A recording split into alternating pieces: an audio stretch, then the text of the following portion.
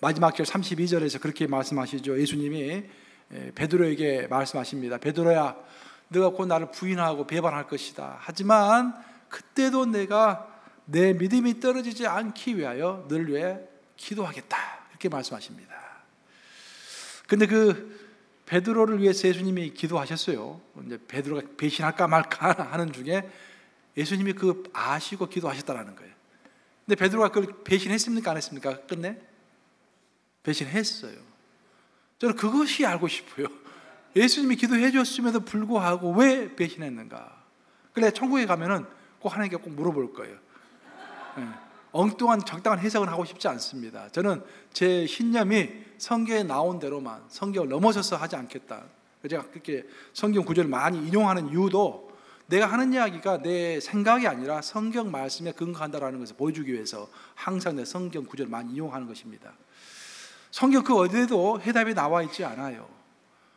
근데 놀라운 것은 우리가 꼭 기억해야 할 것은 뭐냐면은 우리가 넘어지는 그 순간에도 예수님이 알고 계시고 그것을 보고 계시면서 내 믿음이 떨어지지 않기 위하여 기도해 주신다라는 것입니다. 그럼에도 불구하고 내가 넘어진다라는 것입니다. 그래서 내가 넘어졌을 때 내가 예수님이 나를 버리셨구나. 예? 내가 이제 형편없는 사람이 되었구나. 또 다른 사람이 넘어지면은 그것 봐, 넘어질 줄 알았지. 저 사람 믿으면 아무것도 아니지. 그렇게 판단할 일이 아니라는 거예요. 신앙이 그렇게 단순하지 않다라는 것입니다. 저는 오늘 본문을 들어가지고 우리 신앙에 있어서 우리 예수님은 재기하는 것에 대해서 이야기를 말씀하세요. 한번 넘어진 자가 다시 일어서는 것. 하지만 그와 동시에 예수님께서 말씀을 또 하시는 것이 뭐냐면은 역전당하는 것에 대해서도 이야기합니다. 우리 신앙이 잘 나가다가 뒤로 물러서는 그런 신앙에 대해서도 말씀해 주세요. 그래서 오늘 종합적으로 그런 내용들을 살펴보면서 정말 믿음이라는 것이 무엇인지 한번 함께 은혜를 나누고자 합니다. 제가 지난주에는 화요일 날 빌 클린턴 대통령 가족의 오랫동안 담임 목사였던 목사님이 저희 교회를 방문하셨어요. 그래서 제가 이제 여러 가지 이야기를 좀 한 2시간 많이 나누었습니다. 그분이 지금은 이제 구제 사역을 이렇게 크게 하고 계시는데 이제 우연히 저를 알게 돼서 우리 교회가 어떻게 구제 사역을 좀 같이 할 수 있는지 이제 그런 것들을 같이 이야기를 나누었어요. 근데 그분이 UMC 목사님이십니다. 우리 연합감리교 목사님인데 그분이 와가지고 이제 이렇게 여러 이야기를 나누고 난 다음에 내가 추후에 여러 가지 좀 흠이 있는 사실들을 좀 알게 되었습니다. 힐러리 클린턴 전 국무장관이죠. 힐러리 클린턴 전 국무장관이 퍼스트 레이디가 되고 나서, 그러니까 이제 영부인이 되고 나서 1994년도부터 고민하기 시작했대요. 내가 목사가 될 건지 말 건지를 고민했대요. 그래서 우리 UMC 목사가 될 건지 말 건지를 고민했대요. 그 고민을 쭉 이어오다가 인터뷰까지 했다고 합니다. 그래서 신문에도 나왔다고 하는데 저는 이제서 알았어요. 그러다가 고민하다가 이제 대통령 출마를 하게 된 거예요. 이제 국무장관도 하고 해가지고 뭐 떨어졌죠. 이제 낙선했죠. 낙선하고 나서 새로운 소망이 생겼는데 그 소망은 우리 UMC 교회에서 설교를 하고 싶다라는 그런 소망이 생겼대요. 그래서 이제 뭐 신학교는 가지 않고, 그 나이가 좀 많이 드셔가지고 신학교는 가지 않고 그냥 레이 스피커, 우리 연합감리 교단은 레이 스피커 제도가 있잖아요. 조금만 교육을 받으면 평신도가 설교할 수 있잖아요. 그 레이 스피커로서 이제 설교하고 싶어 한다라는 그런 이야기를 제가 들었습니다. 그리고 아울러서 동시에 이제 어떻게 해서 빌 클린턴 그 가족이 워싱턴 DC에 있을 때 자기가 출석할 교회를 찾게 됐는지 이제 그런 일이라도 제가 좀 듣게 됐어요. 참 흥미롭더라고요. 남편 빌 클린턴이 이제 대통령이 되고 나서 온 가족이 이제 화이트하우스로 백악관으로 이제 이사를 갔죠. 그리고 첫 주가 됐는데, 첫 주일이 됐는데 그날 굉장히 눈이 많이 내렸대요. 워싱턴 DC가 원래 날씨가 따뜻해가지고 눈이 많이 안 내리는데 그날 눈이 많이 내렸다라는 거야. 근데 미국에서는 눈이 많이 내리면 보통 교회들이 문을 닫잖아요. 예배를 드리지 않습니다. 우리 한국 교회랑 좀 달라요. 그래서 이제 그 근방에 주일 예배를 드리는 교회가 이제 많이 없었던 거예요. 그래서 클린턴 이제 대통령이 참모들에게 부탁해가지고 이 근방에 주일 예배를 드리는 교회가 있는지 한번 알아봐라 그랬어요. 그 참모들이 다 알아봤더니 한 곳에서 문을 열었다라는 거야. 주일 예배를 드린다라는 거야. 눈이 와도. 어디에 있느냐? 그때 백악관에서 가까운 곳에 마침 있었대요.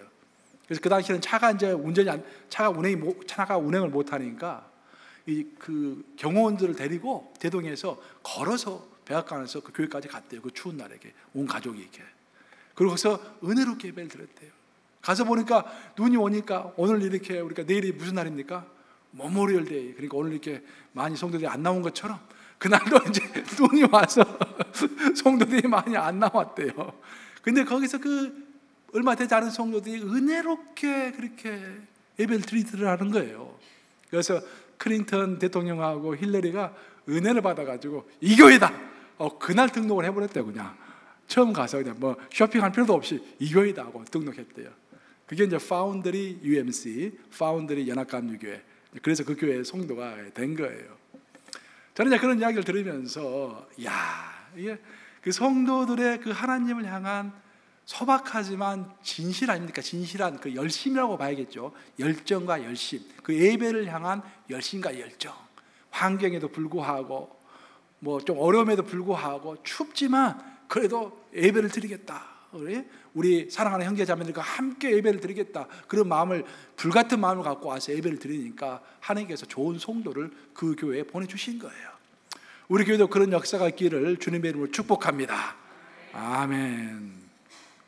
이번에 제가 성지 순례를 갔을 때 갈릴리 바닷가에서 이제 우리 일행이 배를 한번 탔어요. 그래서 이제 그 우리 예수님과 12제자가 갈릴리 바닷가에서 배를 타고 막 왔다 갔다 했잖아요, 계속 이게. 그래서 우리도 한번 그걸 경험해야겠다 해가지고 배를 탔어요. 근데 마침 그 배가 이제 우리 일행만 태웠어요. 그 배가 큰 배는 아니고 또 작은 배도 아닌데 한 중형 정도인데 우리 일행만 태웠어요. 배에서 딱 타는데 갑자기 애국가가 나오는 거예요. 막 애국가 울려 퍼지는 거예요. 그러더니 막 태극기가 막 개양되는 거예요. 우리가 놀래가지고 이거 어떻게 하나, 엉겹게를 그냥 손을 올려가지고 전부 얹히고 국기를 쳐다보면서 이제 국기 개양식을 거기서 한 거예요. 손은 가슴에 얹고 있었지만 마음속으로는 내가 한국 사람인가 미국 사람인가, 지금 이게 21명 전부 다 우리 미국 시민이었거든 사실. 근데 우리가 한국에서 온 줄 알고 태극기를 올려주는 거야. 그러고 나서 이제 그 갈릴리 바닷가를 빙 돌면서 기도도 하고 서로 간증도 나누고, 그러고 이제 돌아오는데 또 갑자기 막 음악이 들리는 거예요. 이게 음악 소리가 들리더니 이스라엘 그 선원 한 명이 마이크를 딱 잡고 노래를 하는데 한국 노래야. 이게 한국말로 노래를 부르는 거예요. 근데 그게 유행가가 아니라 복음성가를 또 부르는 거예요. 내가 어둠 속에서 헤맬 때에도 주님은 함께 계셔. 그 노래를 쫙 이 바닷가에서 막 부르는 거예요. 이야, 우리가 감동해가지고 박수치고 같이 부르고 막 춤도 잠깐 추고, 이제 많이는 안 췄습니다. 살짝 치고. 그리고 즐거운 시간을 보내고 있는데 갑자기 어떤 또 선원 한 명이 헌금통처럼 생긴 큼직한 바구니를 들고 딱 우리 앞에 내놓는 거야. 거기서 팁을 안 내고는 되길 수가 없더라고요, 이게. 모든 사람이 팁을 안 낼래 안 낼 수 없도록 그 팁을 전부 이게 드린 거예요. 그리고 딱 내려왔는데 박모 권사님이라고, 이름을 말하지 않겠지만 박모 권사님이 저기, 목사님 바로 이것이 유대인입니다. 유대인. 주머니를 풀지 않을 수 없도록 만드는 유대인들. 지독한 유대인들이라고. 이 세상 사람들은 이렇게 머리를 써가면서 열정적으로 돈을 벌기 위해서 노력하는데, 우리는 정말 하나님을 위해서, 교회를 위해서, 우리 예수님을 위해서 얼마나 머리를 쓰고 얼마나 열정적으로 하고 있는지 정말 부끄럽습니다. 그런 이야기를 하는 걸 제가 들었습니다. 그리고 열심이에요, 열심. 그 파운더리 처치도 그 열심히 있었기 때문에 좋은 성도들 받을 수 있었고, 그 이스라엘 그 배 타는 선원도 그 한국말 배우려고 얼마나 노력했겠습니까? 그 배워가지고 노래를 부르니까 우리가 감동해가지고 또 이렇게 다 팁을 많이 내놓잖아요. 이게 결국 이렇게 인간의 열심은 어떤 형태로든지 보상을 받습니다. 근데 그 열심이라는 것이 세상에서만 열심을 말하는 것이 아니라 성경에서도 열심을 굉장히 강조합니다. 아주 중요한 것은 뭐냐면은 우리가 따르는 그 우리 하나님 그 자체가 열심이십니다. 하나님의 성품이 열심인 거예요. 한번 성경을 찾아볼까요? 이사야 59장 17절입니다. 같이 읽습니다. 시작. 주님께서 공의를 갑옷으로 입으시고 구원의 투구를 머리에 쓰셨다. 응징을 속옷으로 입으셨다. 열심을 겉옷으로 입으셨다. 제가 여기서 표준 세번역으로 이렇게 띄웠어요. 자, 보세요. 우리 예수님, 우리 하나님은 공의의 하나님이십니다. 그 공의를 갑옷으로 입으셨다라는 거예요. 그 구원의 하나님이십니다. 구원을 투구로 쓰셨다라는 거예요. 우리 하나님은 징계를 하시는, 우리를 징계하시는 하나님이십니다. 그래서 속옷으로 감추셨다, 그런 말이에요. 근데 가장 겉으로 드러나는 겉옷은 열심이다라는 거예요. 우리 하나님의 모습을 봤을 때 가장 먼저 드러나는, 눈에 띄는 그 성품은 열심이다라는 거예요. 열심히 있으셨기 때문에 온 우주를 창조하시고 그 열심으로 지금도 온 우주를 운행하시며, 열심히 있으시기 때문에 우리 한 사람 한 사람에게 관심을 가지고 그분의 영의 성령을 보내셔서 지금도 우리를 인도하고 계시다는 거예요. 하나님 그 자체가 열심이다라는 것입니다. 그렇기 때문에 이 신약 시대에 와서 사도 바울이 우리에게 너희가 어떻게 신앙생활을 할 것인가, 그 신앙생활의 태도를 가르쳐 주시면서 로마서 12장 11절에서 그런 말씀하셨죠. 같이 읽어보겠습니다. 시작. 부지런하여 게으르지 말고 열심을 품고 주를 섬기라. 열심을 품고 주를 섬기라. 주를 섬기되, 신앙생활을 하되, 예배를 드리되 그냥 그렇게 드리지 말라는 거예요.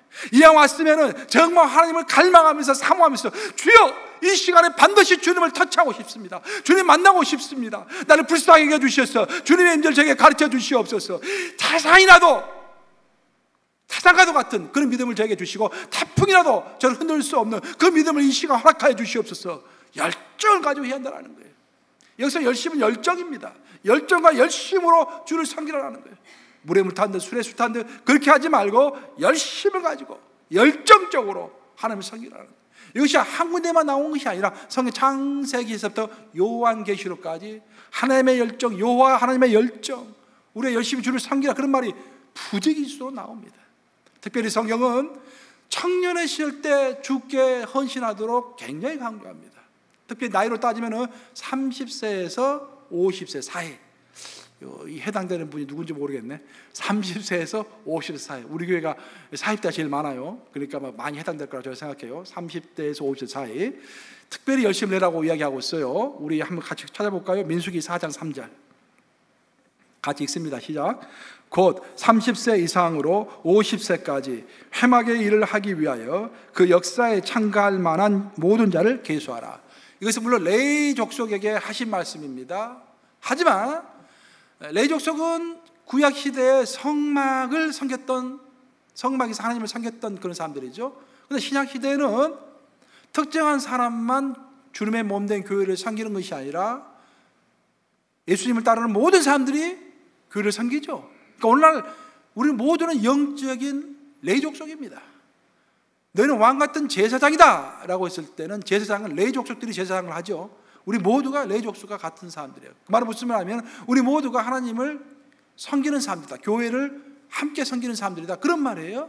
그때 특별하게 하나님께서는 나이 30세 이상 50세 사이까지를 딱 지목하셔가지고 이들이 이보다 더 어린 사람들보다, 이보다 더 나이가 많은 사람들보다도 더 많이 교회를 섬기한다고 말씀하시는 것입니다.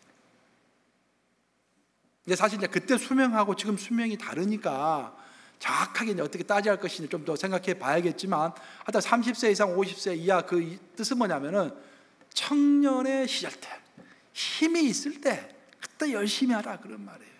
물론 우리가 50세 이상이 된다 해가지고 그 일을 못하는 거 아니죠. 뭐 저도 50 이상인데 뭐 저 50 이상, 나도 뭐 지금도 팔팔해요 지금. 이렇게 요즘에는 뭐 90세까지 팔팔합니다. 아무 문제 없어요. 또 꼭 몸으로 섬기는 것이 아니잖아요. 몸으로 섬기지 못할지라도 기도로 섬길 수 있고, 덕으로 섬길 수 있고, 겸손으로 섬길 수 있고, 모범으로 섬길 수 있고, 방법이 많죠. 근데 성경은 특별히 강조하기를 젊었을 때, 여러분 물론 젊었을 때 애들 키우고 직장에서 시달려하고 일들이 많죠. 근데 그러함에도 불구하고 너희는 먼저 그의 나라와 그의 일을 구하라, 그러면 이 모든 것을 내게 더해 주시리라.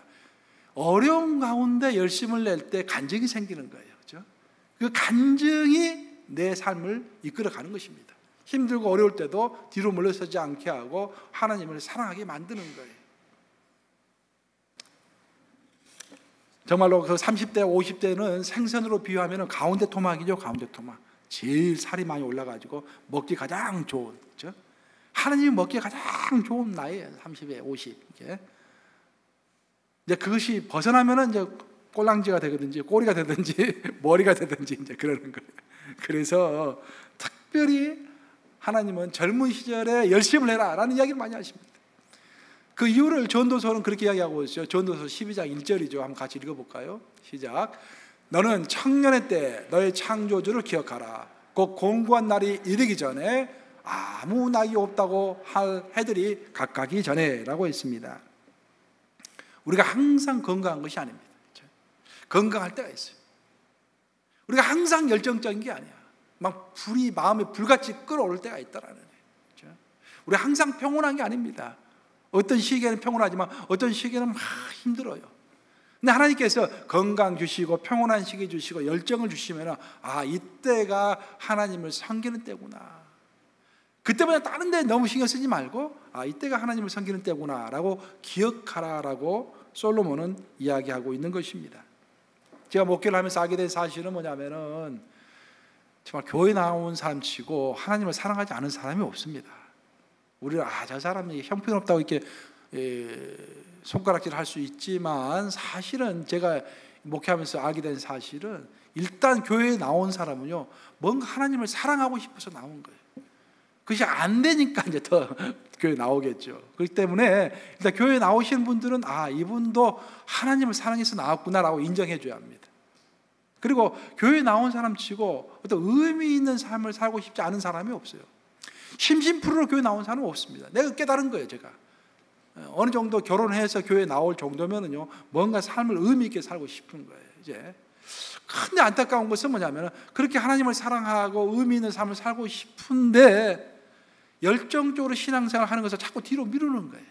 조금만 더 있다가 그러면서 생선 토막이 점점 먹기 좋은 토막에서 머리 부분으로 싹 가는 거지. 그러면서 하나님께서 드시기에 좋은 시절을 다 보내는 것입니다. 그것이 안타까운 거예요. 우리가 사실 이렇게 호흡하고 살아가는 것, 내가 이렇게 존재하는 것, 이것은 하나님이 우리에게 주신 선물이죠. 내가 호흡한다는 것 자체가 나에게 인생이 주어졌다는 것 자체가 하나님이 나에게 주신 선물입니다. 그럼 나는 하나님으로부터 선물을 받았는데 그럼 어떻게 내가 하나님께 또 좀 그 감사함을 표현할 것인가? 물론 방법은 여러 가지 있겠지만 성경이 가장 기본적으로 말하는 것은 뭐냐면 우리가 이스라엘 민족의 광야 40년을 헤맨 거라든지 또 아브라함의 일생이라든지 뭐 다윗의 일생이라든지 바울의 일생을 봐도 그렇고요. 하나님이 우리를 향하여 원하시는 것은 우리가 성장하는 것입니다. 아주 한마디로 요약하면 성장이에요. 그러면 성경에서 말하는 성장이 뭐냐? 예수님을 닮아가는 거. 아주 쉽게 이야기해서 예수님을 닮아가는 거예요. 내 인격도 예수님을 닮아가고요. 내 영성도 예수님을 닮아가는 거. 그런데 우리가 예수님을 닮아가는 데 있어서 열정이 필요하다는 거예요. 적당히 해서는 절대로 예수님을 닮아갈 수 없습니다. 예수님의 인자와 예수님의 사랑과 예수님의 용서 얼마나 힘듭니까? 그것을 내가 다짐하고 사지 않으면 열심을 해서 하지 않으면 예수님을 닮아갈 수 없다는 것입니다. 그래서 하나님이 원하시는 것은 우리에게 원하시는 것은 성장인데 그 성장은 열심히 바탕이 되지 않고서는 이룰 수 없다라는 것입니다. 그래서 우리 함께 그 말씀을 기억하면서 우리가 아직 힘이 있을 때 더 공고한 날이 이르기 전에 하나님을 향한 열심을 내는 저와 여러분들 되시기를 우리 주님의 이름으로 축복합니다. 아멘 하셨어요? 열심을 내야 하는 것입니다. 보통 이제 그 회사에서 보면은 직원들이 가장 긴장할 때가 있는데 인사 이동이 있을 때 가장 이제 막 긴장을 합니다. 특히 승진 발표가 있을 때 아주 긴장을 하죠. 저도 이제 한국에서 한 8년 직장생활을 했기 때문에 다 경험했죠. 인사 시즌이 되면은 막 가슴이 두근거리고 내가 어떻게 되나 이제 막 관심이 많아요. 특별히 관심이 많은 게 뭐냐면은 초임 이사가 몇 년도에 입사한 사람이 되는가, 그게 아주 초미의 관심입니다. 왜냐하면은 초임 이사가 딱 만약에 내 후배가 됐다, 나보다 나중 된 사람이 나보다 먼저 됐다 하면은 그보다 뒤에 입사한 사람, 그 먼저 입사했지만 후배에게 밀린 사람은 한국 같은 경우는 거의 99%다 사표 냅니다. 다 나가요. 또 회사에서도 그 나가는 것을 기대합니다. 이 사람이 됐으니 그 전에 온 사람 다 나가시오. 이사가 못된 사람들 다 나가시오. 다 사표 쓰는 거예요. 당황스럽습니다. 나보다 나중된 자가 나보다 먼저 됐다는 사실이 그렇게 가슴 아프고 당황스러운 거예요. 근데 나는 안타까운 것이 회사에서는, 세상에서는 그렇게 안타까워하면서 왜 교회에서는 그것을 너그럽게 용납하는지 저는 잘 모르겠어요. 교회도 똑같은 일이 벌어지는 거예요. 내가 교회를 지금 20년 다 했는데 이제 우리 교회 오니 4, 5년밖에 안 되는 사람이, 3, 4년밖에 안 되는 사람이 더 열심히 하는 거야. 안타까운 일 아니겠어요, 여러분들? 그게 오늘 본문에서 예수님께서 말씀하시잖아요. 먼저 된 자로서 나중되고 나중된 자로서 먼저 된 자가 그 다음에 중요해요. 많으니라. 많다라는 말이 굉장히 충격적입니다. 가끔 있는 것은 있는 것은 저 사람이 똑똑해서 그런가 보다. 그리고 넘어가는데 그게 아니라 아주 다반사로 일어난다라는 거예요. 한번 확인해 볼까요? 우리 마태복음 19장 30절 오늘 본문 말씀인데 한번 같이 읽어보겠습니다. 시작. 그러나 먼저 된 자로서 나중되고 나중된 자로서 먼저 될 자가 많으니라. 그 말을 밑줄 쭉 그으세요. 많으니라. 적다, 가끔씩 일어나는 일이 아니라는 거예요. 아주 다반사로 일어난다는 거예요. 성경을 보면 과거에 유대인들이 하나님으로부터 선민으로 부르심을 받고 하나님이 특별히 사랑한 민족이었지만 그들이 열심을 내지 않았을 때, 여호와를 향한 열심이 없었을 때 하나님께서 그 축복을 이방인에게로 넘기셨습니다. 그래서 나중된 자, 이방인들이, 우리 같은 이방인들이 오늘날에는 유대인들보다 훨씬 더 하나님으로부터 사랑받는 사람들이 된 거예요. 역전입니다. 과거에 그러했고 지금 오늘날에도 얼마나 많은 역전이 일어난지 모릅니다. 이 교회에서 제가 이야기했죠. 이 교회에서, 우리 교회에서도 그렇고 다른 교회에서도 그렇고, 그렇죠? 직장에서도 그렇고 나중된 자들이 먼저 되는 거예요. 먼저 된 자들이 방심하면서 열심을 내지 않기 때문에 뒤로 물러서는 거예요. 근데 더 중요한 것은 미래에 있을 일입니다. 미래, 우리가 요한계시록을 읽어본다든지 성경을 읽어보면 미래에 하나님의 심판대 앞에서 이를 갈면서 울면서 후회할 일들이 너무도 많이 생긴다는 것입니다. 왜 우리가 이를 갈면서 후회할까요? 나중된 자가 먼저 되어버리는 거예요. 나는 먼저라고 생각했는데 알고 봤더니 하나님은 내 이름도 모르시오. 우리는 부자와 거지 나사로 이야기를 얼마나 잘 알고 있습니까? 그렇죠? 살아있을 때는 거지는 부자 곁에도 가지 못하는 사람이었어요. 그런데 천국에 가서 봤더니, 한나라에 가서 봤더니 거지 나사로는 저 위에 있고 부자는 저 밑에 있는 거예요. 부자가 어떻게 생각했겠어요? 이를 갈았겠죠. 내가 다시 한번 땅으로 내려갈 수 있다고 한다면 돈이요 뭐고 다 필요 없고 정말 내가 하나님을 열정적으로 사랑할 건데 나에게 주신 건강과 그 재능과 그 모든 걸 가지고 더 열심히 사랑할 텐데 그런 마음이 얼마나 들겠어요. 그런데 더 이상의 기회가 없다라는 거예요. 한 번 죽는 것은 사람에게 정하신 것이요 그 후에는 심판이 있으리니 그 이후에도 기회가 있다 하는 것은 천주교가 이야기하는 거예요. 그 엉터리입니다. 연옥이 엉터리죠. 근데 우리는 인정하지 않아. 우리 개신교에서는 성경 그 어디에 있다는 성경 그 어디에, 그렇죠? 리더십을 연구한 학자들, 이 사회에서 리더라는 것은 앞서가는 사람들이죠. 먼저 된 사람들이죠. 그 앞서가는 사람들은 어떤 공통된 점을 가지고 있다고 그래요. 추우시면 에어컨 꺼도 괜찮아요. 앞서가는 사람들이 이제 어떤 공통된 점을 갖고 있는데, 이제 리더들을 연구해 본 사람들이 이야기하는 게 첫 번째로 이 땅에서 성공한 사람들, 리더가 된 사람들의 첫 번째 특징은 열정이 있다는 거예요. 열정과 열심이 있다는 것입니다. 자기가 하는 일을 열심히 하는 거예요. 근데 그것은 조금 이제 모든 공통된 점으로 가지는 그 첫 번째 단계이고, 그것보다 더 나아가면은요, 아주 성공한 리더들은 하나같이 자신의 일을 즐긴다라는 것입니다. 그래서 소명으로 알고 즐겨요. 열심히 낼 뿐만 아니라 이것은 나에게 주어진 일이다, 하나님께서 나에게 주신 일이다라고 아주 이 일을 즐긴다라는 거예요.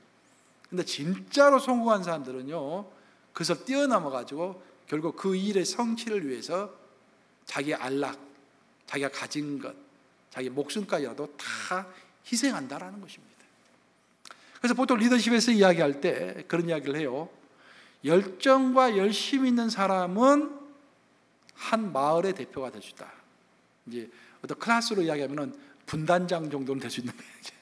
근데 어떤 그 일에 대해서 소명감을 가지고 그 일을 즐길 수 있는 사람, 즐기면서 열심히 하는 사람은 한 도시의 리더가 될 수 있다는 거예요. 그래서 이제 클래스로 말하면은 이제 부반장 정도 될 수 있는 것이죠. 근데 그 일을 위하여 자신의 모든 것을 던질 수 있는 사람, 자기를 희생시킬 수 있는 사람, 그런 사람은 그 사람이야말로 민족의 지도자라 그런 말이에요. 나라의 지도자다 그런 말입니다. 그 사람이 반장이다 그런 말입니다. 그런 의미에서 베드로는 위대한 지도자였습니다. 왜? 베드로는 이런 고백을 했기 때문입니다. 고백 19장 20절, 마태복음 19장 27절 한번 보겠습니다. 마태복음 19장 27절 같이 읽습니다. 시작. 이에 베드로가 대답하여 이르되 보소서 우리가 모든 것을 버리고 주를 따라 싸운데 그런즉 우리가 무엇을 얻으리까? 대단한 말씀입니다. 베드로가 예수님께 고백했어요. 예수님을 만났을 때 나는 참 기뻤습니다. 예수님이 진리라는 것을 알았기 때문에 내가 온 힘을 다해서 열심을 내고 열정을 내고 주님을 따랐습니다. 그리고 예수님과 함께한 것이 즐거웠습니다. 근데 정말 예수님이 정말로 올바른 영생의 길이라는 것을 알았기 때문에 나는 내 모든 것을, 내 그물도 버리고 내 직장도 버리고 다 버리고 주님을 따랐습니다. 주님 아십니까? 이 이야기하는 거예요. 정말로 베드로는 그의 고백처럼요, 물론 예수님을 딱 한 번 배반했죠. 딱 한 번 배반한 거 빼놓고는 항상 예수님 곁에 있었습니다. 그래서 예수님께서 그 유명한 말씀하셨잖아요. 너희는 나의 모든 시험 가운데 항상 나와 함께 한 자들인즉. 예수님께서 예수님의 그 12제자를 이야기하실 때 그렇게 표현하셨어요. 나의 모든 환난 가운데서, 나의 모든 시련 가운데서 항상 나와 함께 한 자들인즉. 와, 우리 예수님 다 아시는 거예요. 우리 예수님이 이 땅에서 3년 동안 공생애를 할 때 편안하게 살지 않으셨습니다. 여러분 아시다시피 많은 공격이 있었고, 바리새인들이 공격했고, 사두개인들이 공격했고, 물질적으로도 궁핍했고, 머리 둘 것도 없이 살 것도 없으셨습니다. 우리 예수님이 힘드셨어요. 근데 그 모든 환난과 시험 가운데 그 제자들은 예수님을 떠나지 않고 항상이라고 해서 항상 함께한 자들인즉. 모든 거 항상이라는 단어가 굉장히 중요합니다. 우리 예수님이 아신 거예요. 베드로가 얼마만큼 헌신적으로 예수님을 따랐는지 아셨습니다.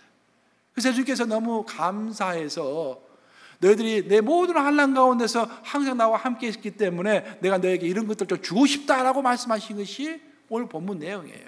오늘 본문 22장, 누가복음 22장 29절에서 30절 보세요. 같이 읽어보겠습니다. 시작. 내 아버지께서 나라를 내게 맡기신 것 같이 나도 너에게 맡겨 너희로 내 나라에 있어 내 상에서 먹고 마시며 또는 보좌에 앉아 이스라엘 12지파를 다스리게 하려 하노라 라고 했습니다. 이 말은 예수님께서 재림하시는 그날을 이야기하는 거예요. 너희들이 내가 이 땅에서 사역할 때 그렇게 힘들 때 나를 버리지 않고 모든 환난 가운데서 항상 나와 했기 때문에 내가 앞으로 재림하는 날, 재림하면 내가 온 우주를 통치할 것인데 그때 너와 너희들과 함께 내가 온 우주를 통치하겠다, 그런 말씀입니다. 얼마나 대단한 말씀입니까? 오늘날에 대통령이 되는 것보다 훨씬 낫습니다. 뭐 미국에서는 한 4년 대통령하고 한국에서는 한 5년 대통령 하는데 뭐 대통령 하고 나면 전부 감옥 가잖아요. 뭐. 그러니까 뭐 대통령 할 필요가 없는 거예요. 우리가 지금 여기서 욕심낼 필요가 전혀 없습니다. 아주 안 좋은 직업에 내가 봤을 때는 이게. 예. 근데 예수님과 항상 함께 할 때 예수께서 그것을 다 기억해 주시고 내가 이 나라를 통치할 때, 온 우주를 통치할 때, 재림하신 후에 온 우주를 통치할 때 내가 너희와 함께 통치하리라. 얼마나 놀라운 말씀인지 모릅니다. 이것이 여러분의 소망이 되시기를 주님의 이름으로 축복합니다. 이렇게 예수님께서는 오늘 본문을 보시면은 너희의 충성을 내가 다 안다라고 하셨고, 그 충성 때문에, 그 열정 때문에 내가 너희들에게 뭔가를 좋은 것을 주고 싶다라고 말씀하셨어요. 그런데 이제 마지막 부분에 가면 놀라운 말씀이 나옵니다. 예수님 말씀이 딱 반전이 되는 거예요.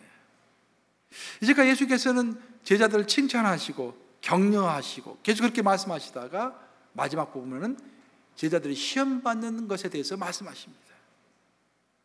그렇게 예수님을 위해서 버리고 희생했음에도 불구하고, 베드로가 그렇게 따랐음에도 불구하고 베드로조차도 사탄이 가만두지 않을 거라는 거예요. 그리고 사탄 때문에 넘어질 거라고 예수님이 애언하시는 것입니다. 저는 이 부분이 이해가 안 되는 거예요. 여전히. 결국 예수님이 다 알고 계셨어요. 더 중요한 게는 예수님이 그 넘어지고 있는, 또 넘어질 것 같은 베드로를 위하여 기도해 주셨습니다. 근데 베드로는 기어이 넘어졌습니다. 예수님이 허락하지 않으면 넘어지지 않았을 건데 넘어지는 것을 예수님이 허락하신 거예요. 이것이 신앙입니다, 여러분. 오늘 이것을 여러분들이 잘 이해하고 돌아가셔야 돼요. 여러분 그 누구도요, 여기 앉아있는 그 누구도 아무리 굳센 믿음을 갖고 있다고 할지라도 넘어질 수가 있다는 거예요. 왜? 사탄이 가만두질 않는다. 겸손해야 돼요, 우리가. 그 내가 넘어졌다고 할지라도 낭망할 필요가 없어요. 이미 예수님께서 다 알고 계시니까. 진짜 중요한 사실은 뭐냐면은, 내가 예수님께서 우리가 그렇게 힘들어하고 넘어지려고 할 때, 또 넘어지고 있을 때, 그때조차도 예수님은 눈을 부릅뜨고 그것을 보시면서 우리를 위하여 기도하셨다라는 것입니다. 믿으십니까, 여러분? 여러분의 삶에 개인적으로 또 공동체적으로 어떤 큰 어려움이 지금 있고, 내가 막 넘어져, 내가 여러 가지로 단에 넘어지고 있어. 그때 들은 생각이, 아, 하나님이 나를 버리셨구나. 믿음이고 뭐고 전혀 생각나는 게 없어. 지금 나는 넘어지고 있어. 예수님이 나와 함께 있다는 사실이 믿어지겠습니까, 그때? 근데 놀라운 것은 오늘 본문에서 예수님이 말씀하시기를, 베드로야, 너가 넘어질 때조차도 내가 너와 함께 하였고 너를 위하여 기도하였노라. 내 믿음이 떨어지지 않기를 위하여 기도하였다라고 말씀하시는 것입니다. 정리하면은, 첫째로 베드로와 같이 자신의 모든 것을 버리고 예수님을 열정적으로 따르는 사람조차도, 예수님에게 가장 가까이 가 있는 사람조차도 사탄은 접근하여서 끊임없이 그들을 무너뜨리려고 한다라는 것입니다. 두 번째로, 하지만 이것보다 더 훨씬 더 중요한 사실은, 베드로가 사탄의 공격을 받고 있을 때 그때조차도 예수님은 그 상황을 다 보시고 베드로의 믿음이 떨어지지 않기 위하여 기도하셨다라는 것입니다. 근데 더 놀라운 것은, 그럼에도 불구하고, 예수님의 기도에도 불구하고 베드로는 기어이 무너졌다라는 거예요. 하지만 마지막으로 한 번 더 놀라는 것은, 무너졌지만 무너진 베드로를 다시 예수님은 이렇게 세우셔서 그에게 새로운 차원의 사명을 주셨다라는 것입니다. 이래서 우리가 유추해 볼 수 있는 것은 뭐냐면은, 우리 예수님은 정말로 큰 새로운 사명을 우리에게 주시기 위하여, 우리의 마음을 새롭게 하기 위하여, 우리로 하여금 진실로 겸손하고 진실로 하나님을 바라보게 하기 위하여 우리가 무너지는 것을 허락하신다라는 것입니다. 이것이 우리가 유추할 수 있는 거예요. 그래서 우리는 무너질 때 낙심할 것이 아니라, 아, 내가 이번에 지금 무너지는데 곧 하나님께서 나를 회복시키실 것이다, 그 이후에 어떤 일을 맡기실까라고 기대할 수 있지 않겠습니까, 여러분? 저 그런다면 그 사람이 성숙한 사람인 거예요. 그 사람이 무너짐에도 불구하고, 아, 이제 하나님께서 회복시키실 것이고, 회복된다면 전혀 새로운 차원의 어떤 사명이 나에게 주어지겠구나 기대하면서 기다리는 것, 그런 저와 여러분 되시기를 우리 주님의 이름으로 축복합니다. 네. 먼저 된 자도 넘어질 수가 있습니다. 좀 더 정확하게 말하면, 어떤 경우에는 예수님께서 넘어지는 것을 허락하시는 거예요. 우리의 영적인 성장을 위하여 허락하시는 것입니다. 그래서 우리는 무너짐의 가치를 잘 이해해야 돼요. 무너짐을 너무 절망적으로 이해할 필요가 없습니다. 그리고 다른 사람이 무너질 때 그 사람을 깔볼 필요가 없어요. 왜? 저 사람의 무너짐은 곧 나의 무너짐일 수가 있어요. 저 사람이 무너지는 것처럼 나도 무너질 수가 있다는 거예요.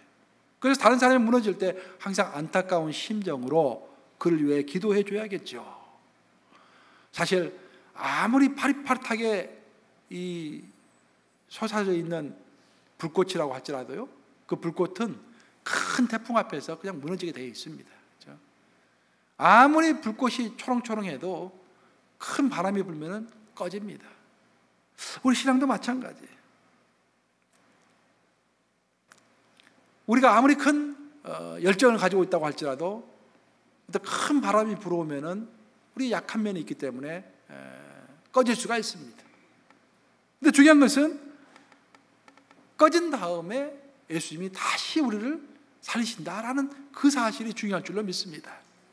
모세도 보면은 민족을 향한 열정을 가졌죠. 그 열정을 가지고 주님의 일을 한다고 했는데 사실은 바로에게 쫓겨가지고 도망을 했죠. 광야로. 엘리야는 어떻습니까? 850명의 이방 선지자들과 싸워가지고 승리하고 나서 엄청난 자신감을 가졌는데 열정이 폭발했는데 이사벨 여왕이 내가 너를 죽이겠다라고 하니까 그 한마디에 무서워가지고 열정이 다 사그러지면서 도망쳤잖아요. 도망하면서 나를 차라리 죽여달라고 하나님께 외쳤잖아요. 베드로는 어떻습니까? 아시다시피 내가 모든 것을 버리고 주를 쫓았나이다. 내가 죽으면 죽었지 절대 예수님을 배반하지 않습니다 라고 했지만 닭이 울기 전에 무려 3번이나 예수님을 부인했지 않습니까? 누구도 예의가 될 수 없습니다. 무너질 수 있다는 거예요. 하지만 중요한 것은 사람들은 저 사람이 몇 번 무너졌는가, 몇 번 넘어졌는가를 카운트하지만 우리 예수님은 넘어진 사람이 몇 번 일어서는가를 카운트하는 우리 예수님일 줄로 믿습니다. 성경 분명히 그렇게 이야기하죠.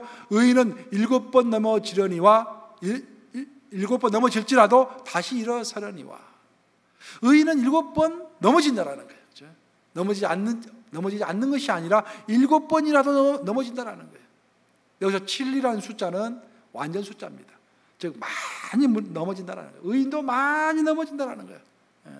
인생을 살아갈 때. 그렇지만 7번 넘어질지라도, 아니 100번 넘어질지라도 8번째, 101번째 일어선다라는 것입니다. 그 하나님은 그것을 카운트하시면서 우리를 성장시키신다라는 것입니다. 이제 말씀 마무리합니다. 아는 만큼 보인다라는 말이 있죠.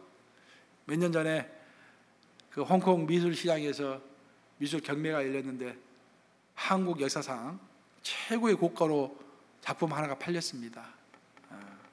김환기 화백의 작품인데 우리 한 48억 받았다고 그래요. 한국 돈으로 한 50억 받은 거예요. 그림 하나에, 조그만 그림 하나에. 그래서 그림이 궁금해가지고 한번 찾아봤어요. 어떤 그림인지. 그때 보니까 여러분 화장실에 가면은 바닥에 이렇게 타일 깔잖아요. 조그만 타일들 깔잖아요. 그 타일을 이렇게 그린 것 같아요.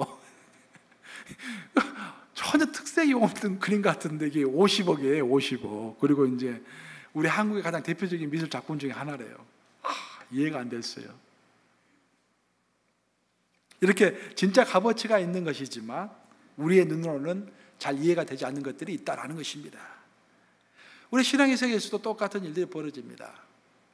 예수님의 수제자인 베드로가 도대체 왜 넘어졌을까? 나중된 자가 왜 먼저 되는 것을 하나님은 허락하시는 것인가? 또 먼저 된 자가 나중되는 것 또한 하나님이 왜 허락하시는 것인가? 잘 이해가 되지 않습니다. 우리 예수님은 절대로 왜 무너지는지 그 이유에 대해서는 별로 설명하지 않으셨어요. 왜냐? 그것이 별로 중요하지 않기 때문입니다. 오히려 무너짐의 이유에 대해서 설명하지 않으셨지만 예수님은 다른 3가지를 설명하셨습니다. 첫 번째로 설명하신 것은 뭐냐면은 넘어질 때 내가 너희와 함께 있었고 너의 믿음이 떨어지지 않기 위하여 내가 기도했다라는 것을 밝히고 계십니다. 그러니까 우리가 왜 내가 넘어질까라는 것을 포커스를 두면 안 돼요. 넘어질 때라도 내가 힘들 때라도 예수님이 함께 하십니다. 그리고 예수님이 우리의 믿음이 떨어지지 않기 위하여 기도하신다라는 거예요. 두 번째로는 무너진 사람은 반드시 회복된다라는 것을 오늘 본문에서는 예수님이 말씀하십니다.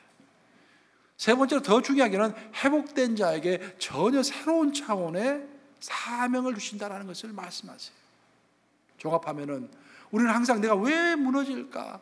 그 무너진 것 때문에 고민하고 무너진 것 때문에 섭섭하고 무너진 것 때문에 내가 아무것도 하기 싫고 절망하고 낙담하지만 예수님은 그런 것에 포커스를 두지 않으세요.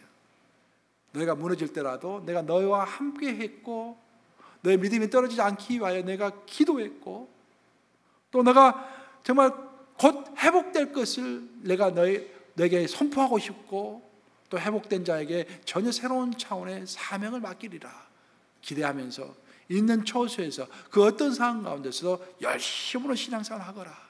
넘어지더라도 절망하지 말아라. 넘어진 자는 앞으로 주님께서 주실 새로운 사명을 기대해라. 이 말씀 명심하시면서 있는 처소에서 열심을 내시면서 혹시 넘어질지라도 함께 하시는 주님 의지하면서 다시 일어서는 저와 여러분들 되시기를 우리 주님의 이름으로 축복합니다.